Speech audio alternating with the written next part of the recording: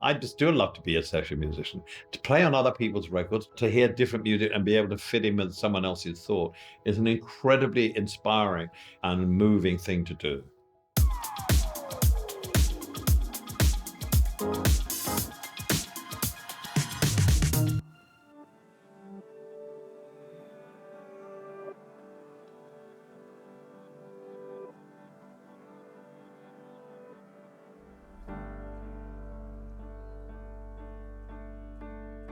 During lockdown, Elton became the most enthusiastic adopter and advocate for FaceTiming. It was a point where you had to reach out for people because people were living on their own. People couldn't get out. I made more calls during lockdown than I've ever done in my life.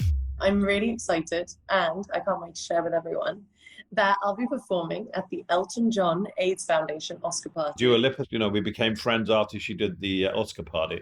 Never thought of doing a duet with Dua Lipa. All these things came as, they were all an accident, basically. We were in lockdown and we're all just messing with Elton's records and Elton's vocals. Most of the time, obviously, it falls flat on the ground. But when it does work, it's a magical process. Panau, I made Elton versus Panau album about 8-9 years ago, and it went to #1 in England, and we thought, let's do that again. Cold Heart was the first track they sent us, and it was brilliant. I asked Dua if she'd do it. Dua was actually in Los Angeles when we sent her the Cold Heart track, and she was sitting by a pool in Malibu. I just said, listen to this by the pool. This is perfect to listen to by the pool. And she listened to it by the pool and said, I'm in. All of a sudden it was like, Dua Lipa's gonna sing the chorus, and we're like, oh my God, this is incredible. And she did have vocals in Los Angeles and sent it to us, and it's, I'm so thrilled with it.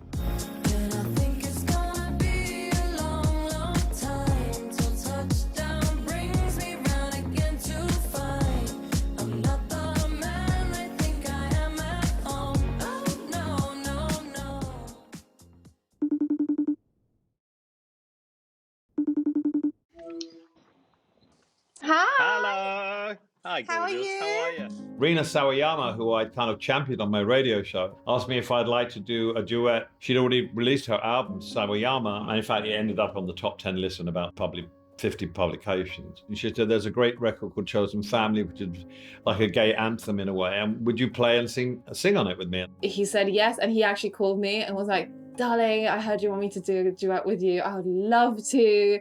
He's actually said it would be my honor. And I was like, huh? What? I quarantined for 14 days, tested loads, but I'm so glad that we did it together in the same room. It was such a great energy. It was just warm and beautiful and totally worth quarantining for. Show me Can you turn Rina's vocal up, please? We have a studio in the basement of our offices in London, so we knew that was secure. We had it sanitized, and we had a writing room with a piano separated by glass doors. And then we have the engineer's room. So Rina sat with a wall of glass between her and Elton. How's that? I've decided that we're going to do the intro too. He really made me feel as though I was in control of the session. And when that happens, you always get the best thing for the song. Is that too low, my voice? When I go into those situations, I say, listen, okay, I'm playing on your record. If you don't like anything, tell me. It's not going to hurt my feelings. The Chosen Family is such a beautiful lyric, and it's so important now. For him, the idea of chosen family was absolutely important. He's seen the worst times of queer history.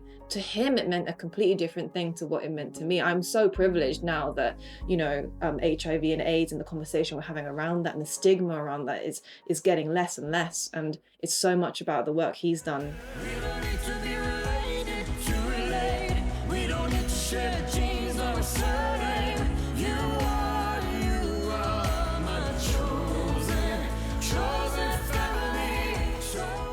He really was able to rise to that. He was really able to connect with people. As the tracks kept coming out, they just made him more and more confident to continue to look at working that way.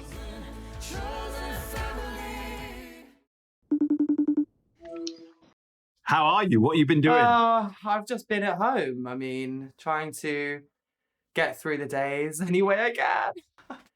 I watched the TV series that Russell T Davies wrote and Olly Alexander starred in. It's a Sin, when Olly did a version of it just acoustically and put it out. I thought it was so beautiful. It's a beautiful song. When I look back upon my life, It's always with a sense of shame. I've always been the one to blame. So I got a phone call from him and he goes, Olly, what do you think? It's a sin at the Brits. I was just like, yeah, of course. Like, absolutely, I would love to do that. When I look back upon my life, it's always with a sense of shame. I've always been the one to blame. The lyrics to that song say everything about being gay. I've never written those kind of songs being a gay man. I'm more blokey. Neil Tennant does that. It's so kind of heartbreaking and intense. And that's what the Pet Shop Boys did so well, is they set it to just like a dance floor beat, and you have no choice but to move your bodies. That kind of spirit was really important to us. I'm just so proud to do this song. It's an incredible song.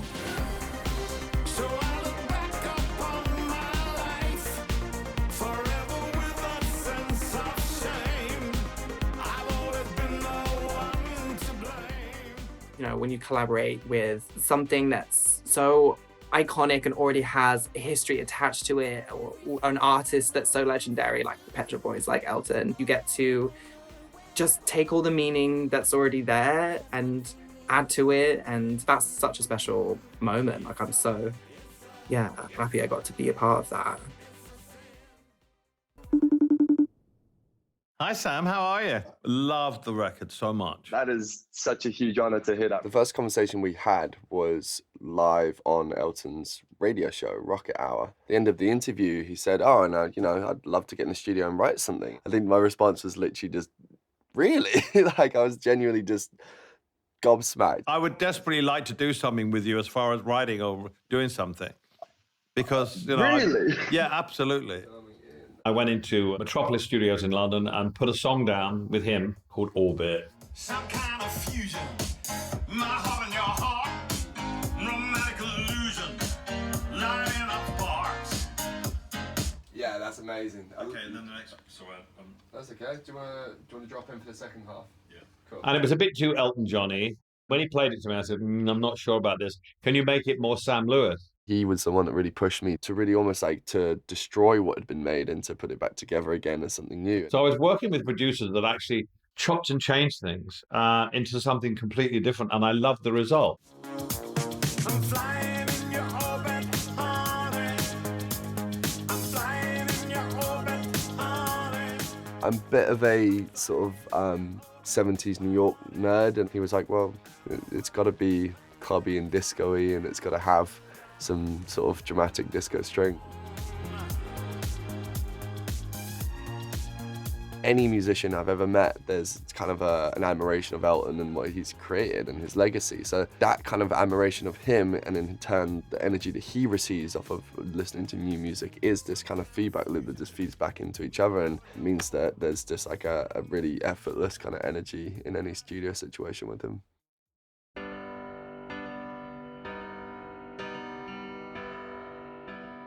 And then I got a phone call from Glen Campbell's people. The last album he did was 10 years ago, and the last song he wrote was called I'm Not Gonna Miss You. And when that came out, that album, I actually thought it was one of the most beautiful songs I'd ever heard, because it was very short and sweet, but it was about his battle with Alzheimer's. So they said, well, we're doing a remake of the album with people duetting with him. Would you sing that song?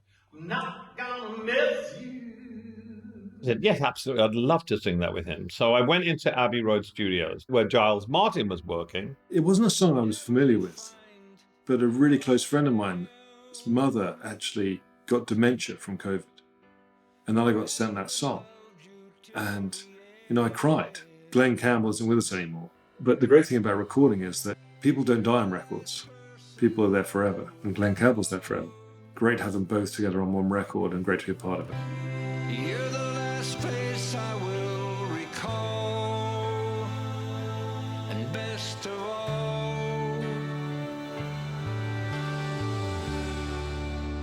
I'm not gonna miss you. And then I was asked to do a Little Nas X track. So I played piano on a song called One of Me and did some vocals. And I thought, blimey, I am becoming a session musician. He's the perfect collaborator for young artists. He's kind, but at the same time, He's so fast that they have to keep up with him. I like the idea of, you know, being in your 70s and having a young artist having to run to keep up with you.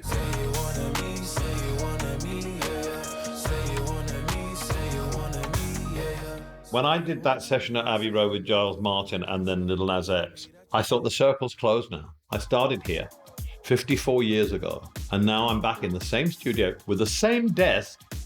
The shoddy old desk is still there, and it was just like, you know what? I love this. I think when I did the Metallica track, and then I did the S.G. Lewis track in London, and I did the It's a Sin thing, and you got 5 or 6 or 7 things in Cannes, and I'd done Glen Campbell and Lil Nas X, I thought, there may be a little album here or something, a germ of something that could be bigger.